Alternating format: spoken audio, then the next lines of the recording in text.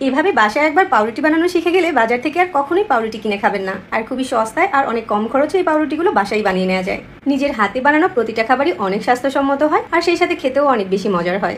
বাসায় পাউরুটিটা বানানোর জন্য প্রথমেই ময়দার গোলাটা রেডি করে নিব। একটা পাত্রে 2 কাপ ময়দা নিয়ে নিচ্ছি, সাথে 1 চামচ লবণ দিয়ে দিচ্ছি।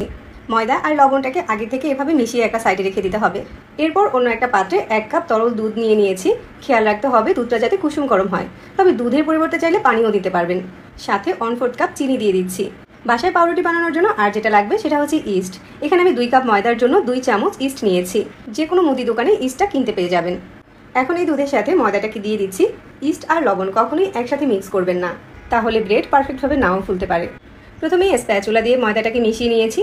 2 কাপ ময়দার জন্য 1 কাপ তরল দুধের পরিমাণটা একদম ঠিক আছে। এবার এখানে 3 টেবিল চামচ সয়াবিন তেল অল্প অল্প করে দিয়ে ময়দাটাকে হাত দিয়ে খুব ভালো করে মাখিয়ে নিব। পাউরুটির জন্য ময়দার গোলাটাকে এরকম একটু নরম করেই মাখাতে হবে। এখন যে মোস্ট ইম্পর্টেন্ট কাজটা করতে হবে এটা হচ্ছে এই ময়দাটাকে খুব ভালো করে ময়ান করে নিতে হবে।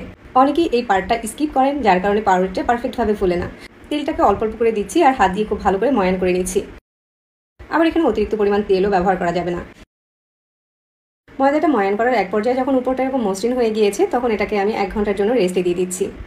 বাটিটাকে প্লাস্টিক র্যাপার দিয়ে র্যাপ করে দিচ্ছি, তবে যে কোনো ঢাকনা দিয়ে ঢেকে দিলেই হয়ে যাবে।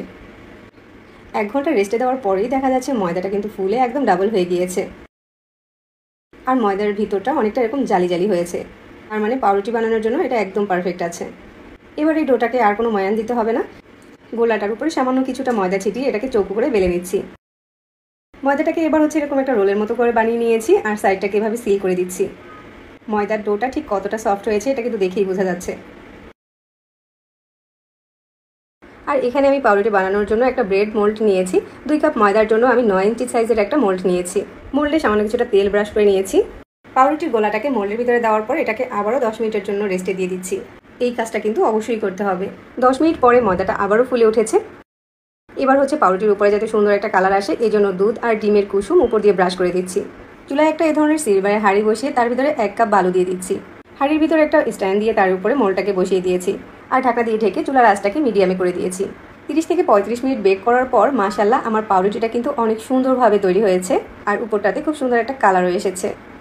পাউরুটির উপরটাতে 1 চামচ ঘি দিয়ে দিয়েছি। চাইলে তেলটাও ব্রাশ করে দিতে পারেন, এতে করে পাউরুটির উপরটা অনেক বেশি সফট থাকবে। তাহলে এখন থেকে আর বাজার থেকে পাউরুটি কিনে খেতে হবে না। এটা ঠান্ডা হয়ে গেলে আপনাদেরকে দেখিয়ে দিচ্ছি। দেখুন পাউরুটিটা অনেক বেশি নরম আর তুলতুলে হয়েছে আর এটাকে চাপ দিলে দেখুন আগের অবস্থানে ফিরে আসছে। তার মানে পাউরুটিটা একদম পারফেক্ট হয়েছে। পাউরুটি বাসায় বানালে যদি এত সুন্দর হয় তাহলে কে বানাতে না চায় বলুন। আর বিশেষ করে এই ধরনের পাউরুটিগুলো চা দিয়ে খেতে কিন্তু খুবই মজার হয়। আর আমার হাতে বানানো এই পাউরুটিটা যে কতটা পারফেক্ট হয়েছে এটা তো দেখেই বোঝা যাচ্ছে। ভিতরটা একদম জালি জালি হয়েছে। আজকে রেসিপি ফলো করে যে কেউ খুবই কম খরচে বাসায় পাউরুটি বানাতে পারবেন। সবাইকে রেসিপি দেখার জন্য ধন্যবাদ জানিয়ে বিদায় নিচ্ছি। আল্লাহ হাফেজ।